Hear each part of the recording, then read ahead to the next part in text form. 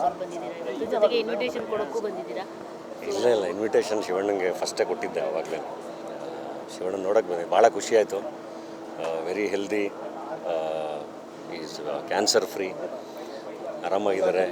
And ಗೀತಾಕನು ಭಾಳ ಖುಷಿಯಾಗಿ ಹೇಳಿದ್ರು, ಶಿವಣ್ಣ ಆರಾಮಾಗಿ ಶೂಟಿಂಗ್ ಕೂಡ ಮಾಡ್ಬೋದು ಇನ್ನೊಂದು 2-3 ವೀಕ್ಸಲ್ಲಿ ಅಂತ. ಸೊ ಭಾಳ ಖುಷಿ ಆಯಿತು.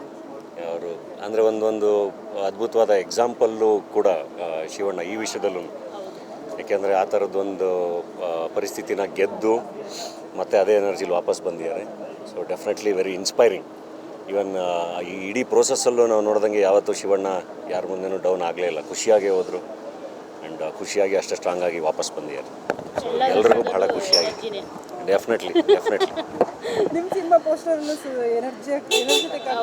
ಪೋಸ್ಟರ್ ರಿಲೀಸ್ ಮಾಡಿದ್ದೀರಾ ಉತ್ತರಾಖಂಡದ್ದು? ಅಷ್ಟೇ. ಈಗ ನೋಡಿ, ಈಗ ಅವ್ರ ಜಾಗದಲ್ಲಿ ಬೇರೆ ಯಾರೇ ಇದ್ದಿದ್ರು, ಮೋಸ್ಟ್ಲಿ ನಾವುಗಳಾಗಿದ್ದಿದ್ರು ಒಂದು ಸ್ವಲ್ಪನಾದರೂ ಗಾಬರಿ ಆಗಿರ್ತಾಯಿದ್ವಿ, ಹೆದರ್ಕೊಂಡಿರ್ತಾಯಿದ್ವಿ.